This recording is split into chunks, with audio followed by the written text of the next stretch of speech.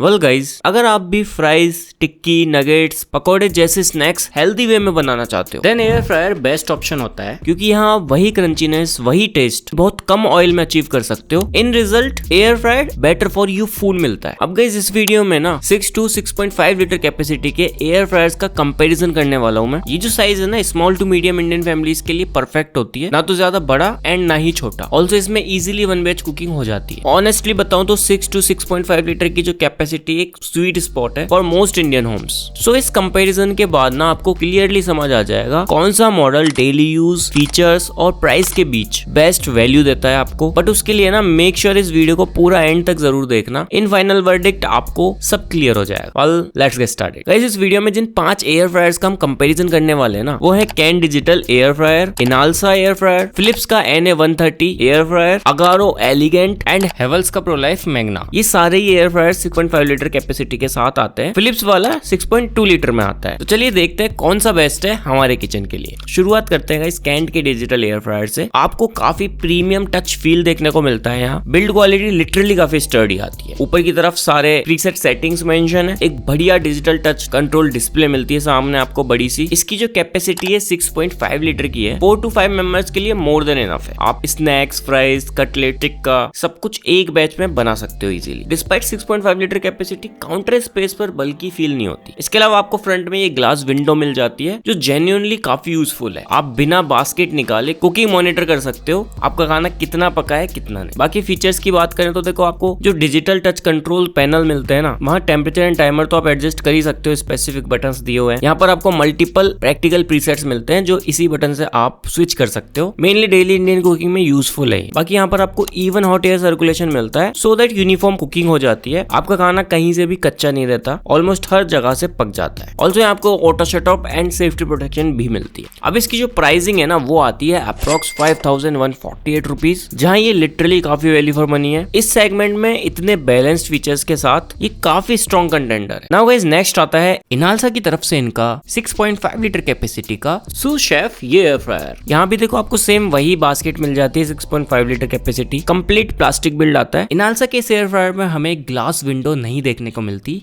ये इसका ड्रॉबैक है। सामने डिजिटल टच बटन्स मिल जाते हैं एंड मल्टीपल प्रीसेट्स हैं इसके अंदर भी। ऑल्सो जो एडजस्टेबल टेम्परेचर एंड टाइमर है वो इसमें भी आता है। ऑटो शट ऑफ फीचर्स भी मिलते हैं। मीनवेल सारे बेसिक फीचर्स प्रेजेंट हैं यहाँ पर। परफॉर्मेंस भी ठीक ठाक है। लेकिन इनका जो इंटरफेस है आप देख सकते हो, यहाँ से इस बटन को हमें पहले उठाना पड़ेगा, फिर बटन दबाना पड़ेगा, फिर बाहर निकालना पड़ेगा। देन ये बास्केट भी रिमूव करनी पड़ती है अगर इसको आपको वॉश करना है तो। मीनवेल इस चीज से ना थोड़ा कॉम्प्लिकेटेड हो जाता है। ये लाइक काफी लंबा प्रोसेस है इसको निकालना एंड लगाना। बिगिनर्स के लिए लर्निंग कर्व थोड़ा ज्यादा हो सकता है, बट जनरली जो लोग हैं सिंपल और कन्वीनियंट कंट्रोल्स प्रेफर करते हैं। यहाँ थोड़ी सी कॉम्प्लिकेशन है इसको लेके। बाकी ओवरऑल परफॉर्मेंस ठीक ठाक है। प्राइस इसकी अप्रोक्स 6495 रुपीज आती है। फीचर्स तो मिलते हैं लेकिन प्राइस के हिसाब से वैल्यू थोड़ी कम आती है। Now guys here comes the third one, Philips NA130 6.2 litre capacity का ये एयर फ्रायर। यहाँ आपको कैपेसिटी थोड़ी सी कम मिलती है। ओवरऑल बिल्ड आप देख सकते हो प्लास्टिक का आता है। इसके टॉप पर प्रीसेट मोड्स दिए हुए हैं विद डिजिटल टच कंट्रोल्स, और आपको सामने की तरफ ना manual temperature and timer knobs भी मिलता है। फिलिप्स के इस एयर फ्रायर में भी ग्लास विंडो फीचर मिसिंग है, तो ये एक ड्रॉबैक है।